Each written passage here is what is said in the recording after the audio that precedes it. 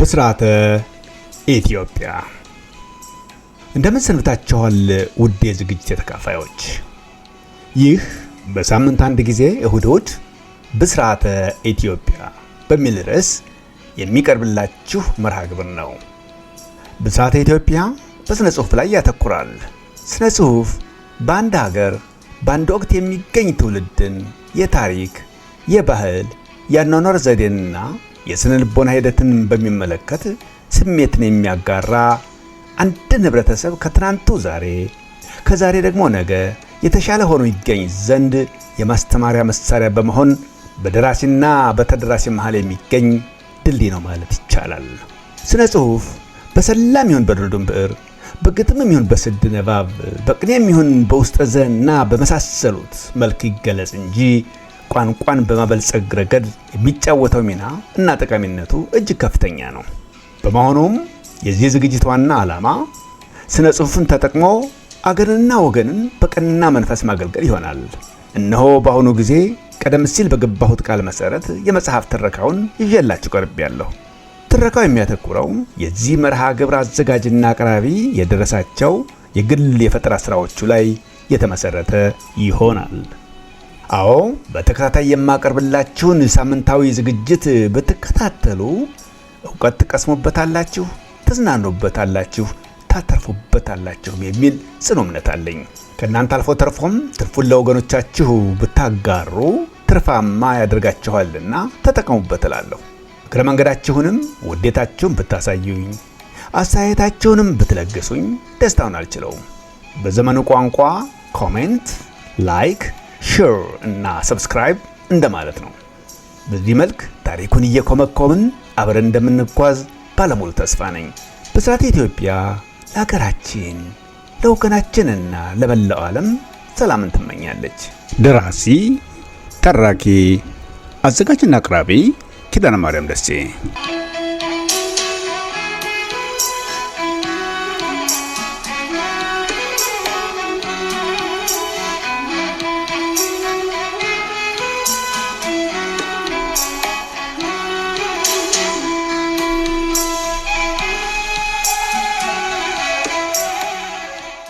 ባለፈው ሳምንት በነበረው ዝግጅታችን ጥልማሞት በምዕራፍ 3 ቁጥር 64 እንደተመለከትነው የብስራት አጥናፍ ሰገድ በጥቁር አንበሳ ሆስፒታል ተኝቶ ሕክምና የማግኘቱ ጉዳይ ያከተመለት ይመስላል።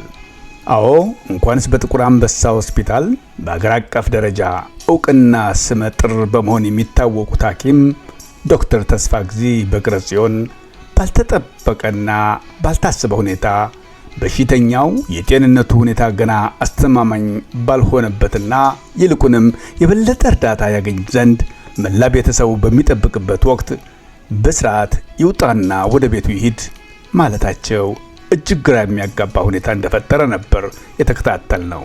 በተለይ ደበሳይ ይህንን የዶክተሩን ውሳኔ ሌላ ምንም ሳይሆን ሆን ተብሎ ለብቀላ ሲባል የተሰራና የተሸረበ ሴራ እንደሆነ በመቁጠር ጉዳዩን ከአቶ ስብሐት ጉዳይ ጋር አያይዞ አይቶታል።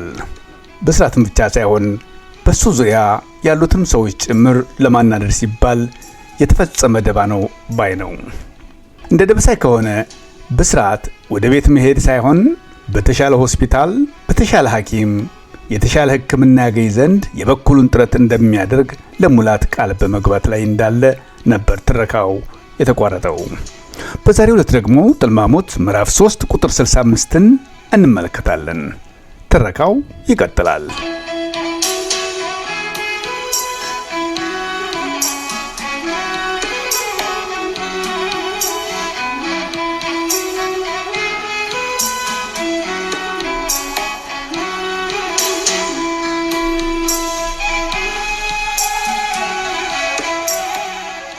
ሙላትና አዛዥ አበጋዝ ከቁርስ በኋላ ደበሳይን ሊሸኙ ተነስተዋል።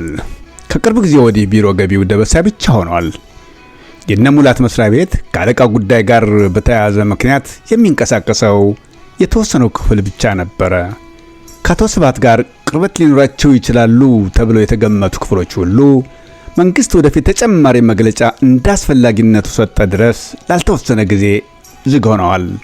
ከነዚህ መሃል ሙላት ይገኝበት ነበር። እሱና መሰሎቹ አንድ ሰሞን በትኩሱ መስሪያ ቤታቸው ድረስ መለስ በማለት ግንባራቸውን ማስመታታቸው አልቀረም። ዋል አደር እያለ ሲሄድ አስፈላጊ አልሆነም። ሁሉም በየቤቱ ሆኖ ውሳኔ መጠባበቁን መርጧል። ደግነቱ በደሞዝ ላይ ያሳደረው ተጽዕኖ አልነበረም። ስለዚህም ተሰራ አልተሰራ ሰራተኛው ጉዳዩ አልነበረም። በሌላ በኩል የነሙላት ቤት ዝምታ ተጠናውቶታል። ጉዳዩ እውቅ ስለነበር ለምደውታል። በሉ እስኪ ልሄደው። ደበሳይ ቆዘመ። ስንብት ቢጤ ቃላቱን ወሮ ተነሳ። እናሳ የኔን ነገር ምን አደረሳችሁት? ቁም ነገር አልጠፋችሁት ከሆነ ቁርጤን ንገሩኝ። አዛዥ የሰሞኑን ንዝንዛቸውን ጀመሩ። ወደ አገር የላኩኝ ጥያቄያቸው ያተኮረው በደበሳ ላይ ስለነበር በቅሬታ መልክ አንጋጠው ተመለከቱት። ደበሳይ መልስ መስጠት አልቻለም። ሙላትና ደበሳይ ተፋጠጡ። መወሰን አቅቷቸዋል። አይ ጉድ! ዳሩ በእናንተ ማን ይፈርዳን? ጥንቱኑ ፈጣሪ ሊያስደሳይ መች ሆነና ካገሬ ጭሪ እንደበላ ዋጋ ሲያሮጥ ያመጣኝ ሰው አይደለሁ። መቼስ መታለል ያልቀረም። የብስራቴ ጉዳይ ደህና አድርጎ አንጀቴን በጥሶ ወሽመጤን ቆርጦታል። አሁን በኋላ የኔ መጎለት ምን ያፈረጉማል? አስፈዳሌ ከገባ አንስቶ በነግዛሪ አንጋጠጥኩኝ። ከምታጃጅሉ በቀረ የምትሉኝ ሁላ አንድም እውነት አላገኘሁበትም። ስለዚህ እስካሁኑ ይበቃኛል። በእነዚህ ሰው የሆነ ዘመኑ ራሱ ዘምቶባቸዋን እሱ ይመልሰው። አልሆነም እንዳፈተተው አማን ጋር ሆነና ትግያው ከሸኛችሁን ሸኙኝ አለ የምትሉ ከሆነም በበኩል ጥናቴን አብቅቻለሁኝ። ወደ ሙላቴ ዞሩ። ያንተማ ይነሳ እንዳንተ ጤቄስ ፈራኝ የለም። ውለታህን እዚህ አይክፈልህ ምን ለብለኝ። በቁጭት ተመለከቱት። ሙላስ መልስ አልሰጣቸውም። አንገቱን ደፋ። የተለያየ ምክንያት እየሰጠ እንዲሰነብቱ አድርጓቸዋል። አይፈረድበትም። ምክንያት ነበረው። ምክንያት የሆነውን አብይ ምክንያት ያነሱለት ደግሞ እሳቸው ራሳቸው ነበሩ። በዛ ሰሞን ሁለቱ ብቻ ቤት መዋል በጀመሩበት አካባቢ በጨዋታ ያጫወቱት ጨዋታ ነበር። ብርቱ ሚስጥር። በእርግጥ ዝርዝር ጉዳዩን አልገለጹለትም። የሚያሳስብ አይነት እንደሆነ አድርገው ግን አቅርበውታል። የአዛዥ አበጋዝ ዋናው ፍራቻቸው የነበረው በስራት እስር ቤት እንዳለ ከሁለት አንዳቸው በሞት እንዳይቀዳደሙ ነበር።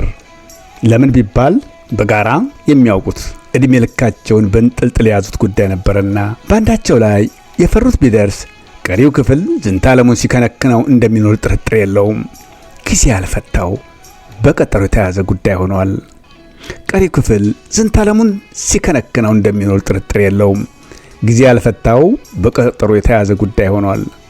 የአሁኑ አዛዥ አበጋዝ ወደ አዲስ አበባ መጣት ትልቁ ተልእኮና ፈጣሪያቸውንም አመስግነው እንዳያበረው ያድርጋቸው በአብዛኛው ብስራትን ናፍቆት አለያም እንኳን ለዚህ አበቃህ ወይም ደግሞ በቤተሰቦቹ ማለቅ እግዚአብሔር ያጥናህ ማለት ብቻ እንዳልሆነም አበክረው ያውቁታል። አበክረውም ነግረውታል። ባይነግሩትም ሁለቱም ይተዋወቃሉ። ሙላት ይህንን እየሰማ እንዴት አድርጎ ደህና ዋሉ ብሎ ሸኛቸው። ይበልጥ ሐሳብ የሆነበት ደግሞ በተለይ ብስራት ለመትረፍ ቢያበቃው እንኳ ከአዛዥ አበጋዝ ጋር ተመልሶ በሕይወት ለመገናኘት ያለው ዋስትና ነበረ። በዚያ ላይ በቀላሉ ቶሎ ድኖ ከሆስፒታል ይወጣል ተብሎ የማይታሰብ መሆኑን ያውቃል። ሙላት አንገቱን ያስደፋው በአጋጣሚ በሁለቱ ብቻ የተደረገ ጭውውት ስለነበር ነበር። አባባ አዛዥ ደበሳይ ጠረጴዛውን በሁለት እጆቹ ተደግፎ ልመናውን ቀጠለ። እርግጥ የሙላትን ያህል እስከ ዛሬ አላስቸገርኩ ይሆናል። በወቅቱ የኔ አለመጨመር የብልጠት ነበረ። እንዲህ እንዳሁኑ ለክፉ ቀን ይሆነኛል በሚል አንድም ይሁን 2-3 ቀን ያህል ለኔ ደግሞ እድል ይነፍኩኝ አይመስለኝም። አለዛ ልጅ ቢለዩ አመትም አይቆዩ የሚለው ተረት ተርትበውታለሁ። በዚያ ላይ ደግሞ እኔ ባለስልጣን ሙላቴ ደግሞ ተባሮ ቤት የዋለ ያረጃ ፈጀ ሲቪል የቢሮ ሰራተኛ ሁለታችን የምንሰጠው ተስፋም ሆነ እርምጃ በኩል አይን መታየት እንደሌለበት የሚያጡት አይመስለኝም። የ3 ቀን እድሜ ብቻ ይስኛ አባባ አዛዥ። ከዚያ ካልሸኛዎትኝ ሰው አይበሉኝ። ውጥር አድርጎ ያዛቸው። ወላጅ አባቱን የሚለምን ትንሽ ልጅ ይመስል በርከክ ብሎ የተቆጣጠሩ ሪዞቻቸውን ያፍተለትልላቸው ጀመር። አዛዥ አበጋዝ የደበሳይ አቀራረብ አንጀታቸውን በላቸው። ምላሽ ከመስጠታቸው በፊት ሁለቱንም በየተራዩአቸው። የጓደኞሞቹ አዝማሚያ ገባቸው። ሶስቱም በሳቅ አይኖቻቸው ተያዩ። አይነጋ መስሏት አሉ። እስኪ ልናይ፣ ወዲያ አትቅጠርጠፍብኝ፣ እልቅ ሳህ እንዳይሄድብህ። በተዘዋዋሪ ስምምነታቸውን መግለጻቸው ነበር። ደበሳይ አመስግኖ ወጥቶ ሄደ። ደበሳይ ቢሮ እንደደረሰ ፊት ለፊቱ የደረደሩትን ፋይሎች ሲያይ ምን ያህል ስራው እንደተወዘፈ ገባው። አይፈረድበትም። እየባዘነ ነው የነበረው። እንደዛም ሆኖ ቢሮ ያልገባበትና ሰዓት አሳልፎ ያልወጣበት ጊዜ የለም። እንደገባ ተያያዘው። ከተደረደሩት ፋይሎች መሃል ቅድሚያ ሊስጣቸው የሚገባቸውን መምረጥ ጀመረ። እንደጨረሰ አንድ በአንድ በማተኮር ተመስጧል። ቀና እንዲል ያደረገው ስልኩ ነበር። የውስጥ ስልክ ተቀበለ። ምን አይነት እንግዳ በሰሞኑ ምን አይነት አማርኛ ነው እሱ? የቱን ከየቱ ለየቻቸው አስገቢው እንድልሽ ትፈልጊያለሽ? ስሙን በድጋሚ መጠየቁ አሳፈረሽ ወይስ አስፈራሽ? ዘጋባት። ጸሐፊው ስርጉት ነበረች። ወደ ፋይሉ በመመለስ እያጣደፈ እያለ አሁንም ስልኩ አቋረጠው። በቃ የኔ ቤት ከጎንደርም ሆነ ከጎጃም ማብራሪያ ስጪ ያለሽ የለም። ስልኩን ቢጠረቅምባት በወደደ ለማለት የፈለገችውን እንግዳ ስላወቀው ብቻ እንድታስገባ ፈቀደ። ይቅርታ ጓድ በላቸው፣ ማንነታውን የነገረች ይመስለው እንዴ ባከው። ደበሳይ ከመቀመጫው ዞሮ ተቀበላቸው። ዘበን አለ መሰለህ ጓድ ደበሳይ፣ ቀላላት ይካራ ገጠመን እንዴ? በስተፊት እንግዳ ጋራ ናቸው አለኝ። ቆየይና እንዳለቀኳስ ብታይ ፕሮግራም አልያዝክም አለኝ። ምን ነው ያነዚህ ይሄንን ከጣፊዎች ጋር ግብግብ አልችልም ይነገርልኝ ወይ ደግሞ ባልደራይ ይመደብልኝ ባልሁ ጊዜና ጠርቶ ሲያናግርሽ አቅምሃለሽ አልችልም አትይም ቆይቷም ብዬ ሳፈጥባት ጊዜና ስልኪውን መታይ ክፉኛ ተጓደደ ቢመሰለ እንዴ አንተ ወዬ። እሮሯቸውን አሰሙ። ደበሳይ በጸሐፊዋ በኩል ስተት የነበረ መሆኑ ቢያውቅም ሙሉ በሙሉ ሊወነጅላት አልፈለገም። ነገር እንኳን እውነት አላት። እርሰው ትዝ ባይሉኝም ከበላይ አካል ካልሆነ በቀር ማንም ይሁን ማን እንዳታስገቢ የሚል ትእዛዝ ሰጥቻ ስለነበረ ያን እያወቀች መደወላ ራሱ አክብራዋት መሰለኝ። አገዛት። ኧረ ተወኝ እባክህ፣ እንዲህ ያለውን ልክ ያውቅ ዙጥ ደዘደዝ ምን ያደርጋል? ብቻ አዲስ አበባ የሁሉ እኩል ሀገር ሆነ በፍልጥ ቆየ ማንቆራጠጥ። ሰው ጠፋና ነው የጎለታት። እህት ሀገር የፈለቀ ገልቱ ኖራለች በስላሴ። እንግዳ በቅጡ ኋላ አስተናበረይ የማን ጎፈር የታበጥር ቆይታለች። ንዴታቸውን መደበቅ አልቻሉም። ደበሳይ ጸሐፊዋን እንዳላወቋት ገባው። የነገርከው ጓድ በላቸው በመሰረቱ የሷ ጥፋት አይደለም። የሆነ ሆኖ የኛው ሰው ናት። ሰሞኑን ሲመላለሱ የተዋወቃችሁ መስሎ ነበረ። አሁን ገና ነው የገባኝ። ተረሳስታችኋል ማለት ነው? ኧረ ተወይ በስላሴ። ይህች አይነቷን አወቅኩ አላወቅኩ ክፉ ከመናገር ቆጠባሉና ለመሆኑ የማን ሰው ቆይታለኝ? ማን ተሰኛለ? ያድራህን የኛ የኮሎኔል ሊገዙም እንዳለ ምነው እንኳን የብሳት ጮኛ የነበረችው ስርጉት ናት። በእርግጥ ከተያያችሁ አመታት አልፈዋልና በላቸው አላስጨረሱትም። አረጋኝ በስመ አብ አሐዱ አምላክ ህተት አርጋን ተዘንዳ መጣ ይበል ጉድ ፈላ። ምን ነው ዛሬ ቀድሞውኑ ማትነግረኝ ኑሯል። ሰሞኑን የባጤ ቋጡን ስዘላብድ አንተ ሆዬ ጉድ አርገኛል። ጉርሰተኛኒ ምኑን አለሁትኝ እላለሁ። በቁሜ ሞቼ በቁሜ ተቀበርኩትን አንተ መዘበኑ ሰው ቁጥር ሆነው ደበሱ። ድንቅ ነዋ። የዘሬም ብተው ያዝርዝረኛል ዋሉ። አጨበጨቡ። አበርኩ ሰከርኩ አገር ያዝልኛሉ። የበላቸው አኳኋን መላቅጣጣ። ደበሳይ ያለበትን ቦታ ረስተው ጥንት አገር ቤት በሚያውቁት አይነት አይተው የሚዘልፉት አስመሰለባቸው። አቅበጠበጣቸው። እየጋሉና በላይ እየጨመሩበት ሄዱ። አልፎ ተርፎ ቤተሰብን የሚነካ ተራ አነጋገር ሳይቀራከሉበት የደበሳይ ዝም ማለት የከብሬታ ሳይሆን ከፍራት ቆጠሩት። ደበሳይ ድርጊቱ ከቁጥጥር ውጭ እየሆነበት መጣ። ይበልጥ ያሳቀቀው የበላቸው ድንፋታ የትና የት የሚሰማ መሆኑ ነበር። የግድ ማስቆም ነበረበት። ለማስቆም በሚያስችል ጥሩ አንደበት ቀርቦ ለመናቸው። የሚያዳምጡ አልሆኑም። መገሰጽ ግድ ሆነ። ተግሳጹም ቢሆን ሰሚ አላገኘም። ደበሳይ ከመቀመጫው ዘሎ ተነሳ። እዴ የት ያሉ መሰለው በላቸው? እንዴት ሊሰራው ይፈልጋል? ዛሬም ጫካ ያሉ መሰለው እንዴ? ባከው እኔ ነኝ ባለጌው። ባለጌን ሲያከብሩት ይበሉ። እኔ ነኝ ባለጌው። በሉ ዘበኛ ከመጣራት በፊት ቀስ ብለው ከነክብሩ ይወጣሉ አይወጡም? ከመቀመጫው ዞሮ ክንዳቸውን ጨመደድና ወደ በሩ ይጎታቸው ጀመር። የበላቸው ድንፋታ በአንድ ጊዜ የሽሮ ድንፋታ ሆኖ ታረፈ። ደበሳይ በሩን ለመክፈት ሌላኛው እጁን ሲዘረጋ እሳቸውን ከያዘበት እጅ አፈትልከው ቁልቁል ወለሉ ላይ ዘፋሉ። በትክክል እንደተሳሳቱ ገባቸው። ሊያስመልሳቸው የዳዳቸው ይመስል በሁለት እጆቻቸው ጭንቅላታቸውን በመያዝ አቀረቀሩ። ሽቅብ ሊያነሳቸው ታገለ። በእጅ የሚሉ አልሆኑም። የደመ ነፍሳቸውን መቀበጣጠር ያዙ። ልጄ ወዳጄ አጥፍቻለሁ ማረኝ። ይህን የመሰለ ቅሌት አስታቅፋ ሀገሬ አትስደደኝ። ሌላው ቢቀር አባት እሆናለሁ። አትፍረድብኝ። ሊሆነ አታውቅ ይሆናል። በጫካ ዘመን ደም ላይ እንደተለከፉ ድፍን በየምድር የሚያውቀው ጉዳይ ነው። ባቢዮቱ በባንዲራው በአገራችን ታቦት በወንዙና ባደባሩ ይዣለሁ። በዛ በደጉ ወላጅ አባትህ በዛች በበወረወር ወላጅ እናትህ ይዣለሁ። የዛሬን ለፈይ የልመና አይነት አንድ አልቀረም። አጥብቀው ተማጸኑ። ደበሳይ የማሳረቂያ መማጸኛቸውን ሲሰማ ሳቃፈነውና ጣጥሏቸው ወደ ወንበሩ ሄደ። ፊቱን ወደ ግድግዳው አዙሮ ሳቁን እንደምንም ተቆጣጠረው። በላቸው የጭንቅ ጉዳይ ሆኖባቸው እንጂ የደበሳዩን ወላጆች እንኳንስ ግብራቸውን ከነመልካቸው ማያውቋቸውም ነበርና ነው። ወላጆቹ ንፋስ መውጫ ሲገቡም ሆነ ከዚህ ዓለም በሞት ሲለዩ በላቸው የጨለማው ንጉሥ ዘመን ላይ ነበሩ። ያንን አሳምሮ ያውቃል። በላቸው የደበሳይን መመለስ እንዳወቁ ሰረቅ አድርገው ሲመለከቱት ተቀምጧል። ከነጭራሹ የተናደደ አይመስልም። ምን እንዲህ እንዳደረገው ባያውቁም አጋጣሚውን ሊያልፉት አልፈለጉም። ተንደርድረው ጫማው ስር ተደፉ። በእርግጥ ግርግሩ ያልተጠበቀ ዱብዳ ከሚሆን በስተቀር መሰረታዊ የሆነ ቅራኔ ኖሮ አልነበረምና ነገር ዓለሙን ሁሉ እርግፍ አድርጎ መተው እንዲቀመጡ ጋበዛቸው። በላቸው እየተሽቆጠቆጡ ወንበራቸውን ያዙ። ጥፋታቸውን ለማስተባበል ያልተጠቀሙበት አማርኛ አልነበረም። ጓድ በላቸው ቀረኝ ያሉት ጉዳይ ከምን ደረሰ?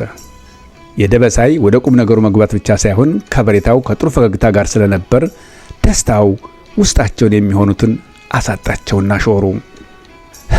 የቀረኝ ቀርቶ የጀመርኩት ማይ በውል ተሰነዳዳ ብለው አንተውዬ ፊታቸው ዳመነ።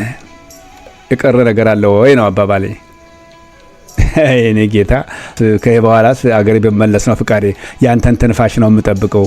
አመጣጤም ላይሆን ነበረ። ሰይጣን ባቋራጭ ቀደመኝ። ንዴት ገባቸው። አምጥቻለሁ ያሉት እቃስ ዘነጉት። ይሄውልህ እኔ ነገር ዛሬ ጤናዬ ነው ብለህ ራሳቸው ነቀነቁ።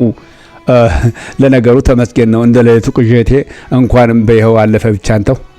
ይህም ቢሆን ቀላል ነው ማለት ሳይሆን አፌ ጥሎኝ እንደመሄዱ አንተ ላይ መሆኑ ክራሞቴን ከርቸሌ አርጌው አርፌ ቆየ። ፍዝዝ ብለው ይመለከቱ ጀመር። ታዲያ አሁን ይዘውታል። እንደ ዘነጉት ገባው።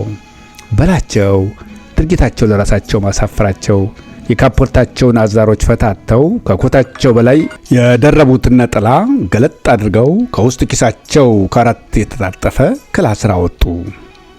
በውስጡ የወረቀት አይነት ተጠቅጥቆበታል። ገላልጠው ከመሃሉ አንድ ትልቅ ፖስታ ለይተው አወጡ። መሆን ያለ መሆኑን ካረጋገጡ በኋላ ተነስተው በአክብሮት አቀበሉት። ሀኪሴ ስለማለየው አምቦሉ እኮ እያረጀ ቢያቅተኝ አንድ ሁለት ጊዜ ቀይሬለታለሁ። መቼም አንተ ሆነብኝ ነው። አንተ አልወደውም። የጠቅመሃል ብዬ ነው ወትሮም በሚስጥር ወረቀት የሰደድሁልህ። ቃልህ ደረሰኝ ቆይቷል። እንዳልኸው ሁላ በሆነኛ ሰው መላካ አላቃተኝም። የፈጀ ይፍጀዊ ራሴው ጌታ በፈቀደ ለታ ባድረሰው ይሻላል ብዬ ነው። ሌላውን ወደ ኪሳቸው መለሱ። ደበሳይ ተቻክሎ ከፈተውና ማንበቡን ተያያዘው። ስሜቱ ለመነካቱ ሁለንተናው ማስታወቂያ የጀመረው ከና ማንበብ እንደጀመረ ነበር። ይገርማል። አላንብቦ እንደጨረሰ ተጨማሪ አስተያየት ከመስጠት እየተቆጠበ በእኔ በኩል እንኳን አሉ በላቸው ያንተን መላእክት ባይደርሰኝ ኑሮ ማድረገውን አውቆ ቆየ። የሆነ ሆኖ እፈልጋለሁኝ ያለታ ተረድቻለሁኝ። ሳቦትን ሁላ ብቻ ለማናቸውም ተወርጀዋለሁ። አሰናብተኝ። ከመቀመጫቸው ብድግ አሉ። ደበሳ አብሯቸው ተነሳ። እጅ ለእጅ ተጨባብጠው የስንብት ቃላት እየተለዋወጡ እያሉ ንግግሩን ሳይጨርስ የስልክ ጥሪ ያቋረጠው። ደበሳይ በላቸውን አንድ ጊዜ ይቅርታ በማለትና አመልካች ጣቱን ወደ አፉ በመውሰድ ድምፅ እንዳያሰሙ በምልክት መልእክቱን አስተላልፎ ወደ ስልኩ አመራ። ደህና ይሁኑም ሆነ ይቀመጡ ሳይል ፈጠን ብሎ ስልኩን አነሳው። በላቸው ተመልሰው ቁጭ አሉ። በቢሮው ውስጥ ካሉት ከ3 የማያንሱት ስልኮች መሃል በተግባሩ ከፍተኛውን ድርሻ ከተሰጠው የስልክ መስመር ነበር ጥሪው የተሰማው። መልኩ ራሱ ቀይ ነው። በጣት ከሚቆጠሩ በአገር አቀፍ ደረጃ ካሉ ከፍተኛ የአመራር አካላት ጓዶች ጋር ብቻ ለብርቱ ሚስጥር ጉዳይ ይገናኝበታል። ሚስጥር እንዳይባክን ይመስላል ከደበሳይ በኩል የሚሰማው ምላሽ ከሽጌታዬ የማያልፍና ቢያንስ ምቹ ቦታ ላይ ያለ መሆኑን ደዋዩ ክፍል እንዲረዳለት በሚያደርግ አቀራረብ ጭምር ነበር። ስልኩን እንደጨረሰ በተሰበራረቀ ስሜት ውስጥ ተዋጠ። በአንድ ጊዜ ፊቱ ለውጦት ጣለ። አንገቱን እንደደፋ በትካዜ ነጎደ። ከዛች ደቂቃ ጀምሮ እሱ አልነበረም ለተመልካች። በላቸውን ከነጭራሹ ረስቷቸዋል። እጁን ወደ ብዕር ማስቀመጫው ልኮ እጁ የገባለትን መጻፊያ በማንሳት ወደ ተለመደው ቦታ ከተተው። እርሳስ ነበር። አዎ ደበሳይ ልማዱ ነው። ሐሳብ ገባው ማለት ከገባበት ወጣ ድረስ የትም ይሁን የት ትግሉ ከተገኘ መጻፊያ ጋር ነበር በጥርስ። መፍትሄ ላይ ካልደረሰ በቀር በጭራሽ አይላቀቁም። አይሰማም፣ አይለማም። ይህንን አመሉን ብዙ ሰው ያውቅለታል። ጓደኞቹ በተለይ ከትምህርት ቤት ጀምረው ብለው ያቃታቸው ጉዳይ ነው። ደበሳይ ኪስም ይሁን ቢሮ ከወደ አናቱ ያልተቸፈቸፈ መጻፊያ በወርድ አገኛለሁ ማለት ዘበት ነው። በላቸው የሚያደርገውን እያዩ ግራ ተጋቡ። ተው የማይሉት ነገር ሆነባቸው። ነገርም መቆስቆስ ከሆነስ ብለው ፈሩ። ግፋበት ብሎ ዝም ማለትም ደንታ ያለመኖሩን ያሳያልና አቂም ሆኖ ቢለኝስ የሚልን ፍርሃት ያዛቸው። መወሰን አልቻሉም። የደበሳይ ከንፈሮች አዲስ መፋቂያ በማብጀት ላይ ያለ የገጠር ኮበል ያስመሰለው በእርሳስ ፍቅፋቂ ተጥረክርኳል። በላቸው መጽሐፉም ዝም ቄሱም ዝም ከሚል ብለው አሉ ድምፃቸውን ዘለግ አድርገው። ደበሳይ ባነው ተነሳ። በተጉረጠረጡ አይኖቹ አያቸው። ይቅርታ ጓድ በላቸው፣ ለማንኛቸውም በተረፈ ነገ ከነገ ወዲያ እንጨዋወታለን። አንድ ቦታ መድረስ እፈልጋለሁ። እጁን ዘረጋላቸው። ውጣልኝ ማለት ያህል እንደሆነ በላቸው አሳምሮ ገብቷቸዋል። ሁኔታው የጤንነት ስላልመሰላቸው የቀረች ቁርሾ ካለች በሚል አጣጣው ሊያጥሯት አጋጣሚውን ተጠቀሙበት። የሱ እንደዛ መሆን አግባብ ያለ መሆኑና የሱን ማንነት የሱን ታላቅነት እሱን አገር ወገን አጣ ማለት ምን ማለት እንደሆነ በጣፈጠ ቋንቋ ማሞካሸቱን ካስቀደሙ በኋላ ወደ ራሳቸው ጉዳይ ተመለሱ። ጭራሽ ነገ በስቲያ ትለኛለህ? ስልኬው ሲያቋርጠን በቀረ እየሸኘኸኝ አልቆየ አንተ ሆየ። በሚያሳዝን አይን ተመለከቱት። ታዲያ ምን አለ አብረን እንዳለና እኔም ወደ እናንተ ሀገር ነገ በአስቸኳይ ሂድ የሚል ትእዛዝ ይሄው ደረሰኝ። ጥሩ አጋጣሚ። በላቸው አላስጨረቱም። አይ መሻር ራት አስጎምጀኝ አንተ ሆየ አንጀት ነው ብያ። እስቲ አረፍ በል ጓድ ደበሳይ። ቀድመውት ቁጭ አሉ። ዘመኑ ዘንበል ብሎብኛል፣ ብዙ ጠላት ተነስቶብኛል በማለት ሌት ተቀን ለሚሰከሰኩት በላቸው ይህ አይነቱ የምስራች ማለት ምን ማለት እንደሆነና ከዛ በመነሳትም ምን አይነት ወሬ እንደሚፈበርኩበትም ጠንቅቀው ያውቃሉ። ምን ተገኘ? አይ ደስታ ቀሊሉ ነገ የትጠብቀ ዛዲያ አሉ በጉጉት። መልስ አልነበረም። የደበሳይ ፊት መልሶ እየጨለመ መጣ። በላቸው በፈራ ተባ ብድግ በማለት የደበሳይን እጅ አፈፍ በማድረግ ሳሙት። ለምን 3 ሰንበት አይሆኑ ጌታዬንማ ጅቤ በየምድር ላይ መግባት አለብኝ። የጎንደር ሕዝብ ጸሎት ሰመራንተው ቁጭ አሉ። ደበሳይ እየተረጋጋ መጣ። ቀላል ስህተት እንዳልፈጸመ በግልጽ ታውቆታል። በተዘበራረቀ ስሜት ውስጥ ገብተው ጉድ እንደሰሩት ይረዳ እንጂ ከሳቸው ይልቅ የኮነነው ራሱን ነበር። ምን ማድረግ እንዳለበት አወጣ ወረደ፣ መፍትሄ አልነበረውም። ዙሪያው የታጠረ ጉዳይ ሆነበት። ከግዳጁ እንደሆነ መቅረት አይችልም። በላቸውን አልወስድም ማለት ቃል ማጠፍ ብቻ ሳይሆን አረመረም በፖለቲካው ውስጥ በአካባቢያቸው ከፍተኛ ሚና አላቸው። ከሱ የሚጠበቅም አይሆንም። በዚያም ላይ ውለታ እየተዋዋሉ ነውና ያንን ገደል መክተት ሆነበት። መሄድ ካለበት ደግሞ ትልቅ እንግዳ ቤቱ ይጠብቀዋል። አዛዥ አበጋዝ እንዳይላሉ አሉ። አዛዥ እንኳንስ ይህን መሰሉ አጋጣሚ ተገኝቶ ቀርቶ ምን ቃል እንደገባላቸው ያውቃል። ትቶ የሚያስኬድ ማሳመኛ መንገድ አይገኝም፣ አይታሰብም። ለዛውም ነገ ከነገ ወዲያ ደበሳይ በላቸውን ጎንደር ይዞ ገባ የሚለው ወሬ ተጨምሮበት። ስለዚህም በላቸውን ለፖለቲካው ሲባል አዛዡን ደግሞ በቤተሰብነት ሁለቱም የማይቀሩ መንገደኞች ከሆኑ አይጥና ድመትን እንዴት አድርጎ በአንድ ሳጥን ውስጥ አድርጎ ማድረስ ይቻላል ነው ጭንቁ። ደበሳይ አወጣ ወረደና አንድ ውሳኔ ላይ ደረሰ። ጓድ በላቸው አለ በተረጋጋ መንፈስ። ነገ ጧት ተዘጋጅተው ይጠብቁኝ። ማን አጠገቤ ሊኖር እንደሚችል አላውቅም። ምናልባትም ከበላይ አካል ጓዶችም ጋርም ሊሆን ይችላል።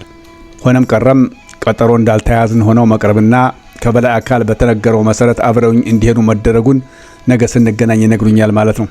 ከጧቱ 3 ሰዓት ቢሮ ይጠብቁኝ በማለት ገልጾላቸው ተለያዩ።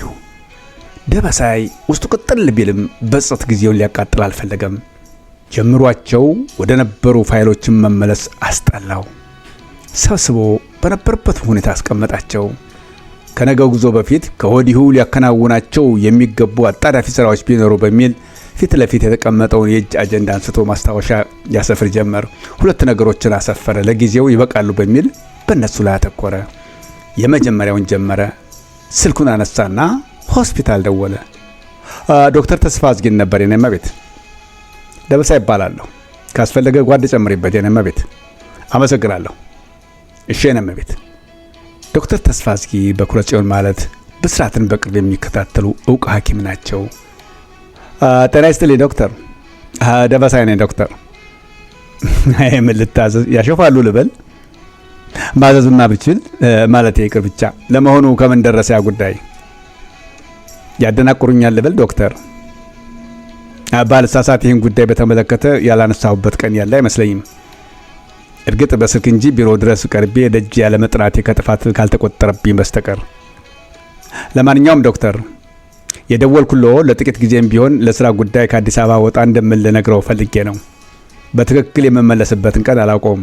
የፈለግከው ግን ለ2 ጉዳይ ነውና ልብ ብለው ያድምጡኝ። እሺ አመሰግናለሁ። አንደኛ ነገ ከመሄድ በፊት በዚህ መቀረችኝ ሰዓት ውስጥ የሚያስሙኝ የምስራች ካለ፣ ሁለተኛ ደግሞ ካልሆነ እስከምመለስ ድረስም ቢሆን ሲሆን የተግባር ያለዛም ያቋም ለውጥ አድርገው ይጠብቁኝ ዘንድ አጥብቄ ለማሳሰብ ነው። ልክ ነው፣ ይገባኛል። ምን እውነት ይሻላል ካሉ ይቻላል። ታዲያ የሁሉ ሰጣ ገባ እስከዛሬ ድረስ ምን አስፈለገ? አዎ እንዲህ ቁርጡን አይነግሩኝም ይኖራል ዶክተር። ጥሩ የሆነ ሆኖ ለሁላችንም ቢሆን የሚበጅ አይመስለኝም። ኖ ማስፈራሪያቴ አይደለም። አንድ ነገር ልንገረው ዶክተር፣ አገሪቱ ያፈራችው ሐኪም እርስዎን ብቻ ቢሆን ምን ያህል በቆጨኝ። ይብላኝ ለእርስዎ እንጂ አይነው እያየ ብራሶ ሆስፒታል በሚገባ ሳክመዋለሁ። ስልኩን ጆሮአቸው ላይ ጠረቀመው። ወደ ያዘው ማስታወሻ በመመለስ በአንደኛ ተራ ቁጥር ይዞት የነበረውን ሰርዞ ሁለተኛውን ተያያዘው። ይሄኛው በስልክ የሚከናወን ኖሯል። ደበሳይ ነኝ ሙላቴ። ሰላም ነው። አይዞህ ሙላቴ። ድምጼ ነው። ምናልባት ስትሰማው ለምን እንደሆነ ይገባ ይሆናል። አዛዥ አሉ? እንኳን ደስ አለው በልልኝ እኔ ወንድም። ተሳክቶላቸዋል። ምን እንዴትነት አለው? እሳቸው ሀገር የሚያስከድ አስቸኳይ ትእዛዝ ደርሶኛል። ነገ ጠዋት መንቀሳቀስ አለብኝ። ከምሬ ነው። በዚህ ይቀልዳል የኔ ወንድም ያሞት እኔ ለሞትልህ ስልህ በደንብ እንጂ ጎረርኩባቸው ነው የሚሆነው። ዛሬውኑ ተናግሬ ዛሬውኑ ሲፈጸም ማወቅ ያለብህ ምን እንደሆነ ታውቃለህ። ሊናገር ያሰበውን ሲያስብ አስቀድሞ በሳቅ ፈነዳ። ይገባል።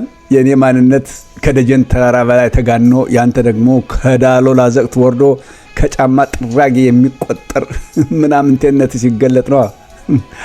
በአዛዥ አበጋዛ አንደበት ብቻ እንዳይመስልህ የሀገሬውን ሕዝብ በዜና ማሰራጫ ሲያጥለቀልቀው ተወኝ እባክህ ከንቱ ሲቪል። ለማንኛውም የምስራችሁን ንገራቸው። ተዘጋጅተው ማድረግ ይገባቸዋል። ነገ ጠዋት ከ1 እስከ 3 ሰዓት ባለው ጊዜ ውስጥ ሳንንቀሳቀስ የምንቀር አይመስለኝም። ለሱ ሀሳብ አይግባ። ከዚህም ከዚያም ብለን በአሁን ዳግጫጭተን እንገጫቸዋለን። አንተ ሸክም ታዋጣለህ። ሌላው ጉዞዬን በተመለከተ ከሚመለከታቸው ክፍሎች ጋር ለመነጋገር ስል ከአሁኑ ሰዓት ጀምሮ ቢሮ የለውም። ወደ ቤትም ቢሆን ቶሎ የሚያስገባኝ አይመስለኝም። ቢያንስ እስከ ምሽቱ 2 እና 3 ሰዓት ድረስ ሳያስመሸኝ ይቀር አይመስለኝም። እና አይደለም ምሳ እራትም እንዳትጠብቁኝ እንዳትሰጉ ማለቴ ነው። እንዴ ምን አሳደረኝ እስከዚህ ድረስ? ያው እንደ ልማደ ኪሴን ጠበው ደግሞ ለወጣል ነው። እንኳንም ደስ ያለ። ያዛዥ ደስታ መቼም ይታየኛል። ጮቤ እርገጡ። ቻው። ስልኩን ዘጋው። ይቀጥላል።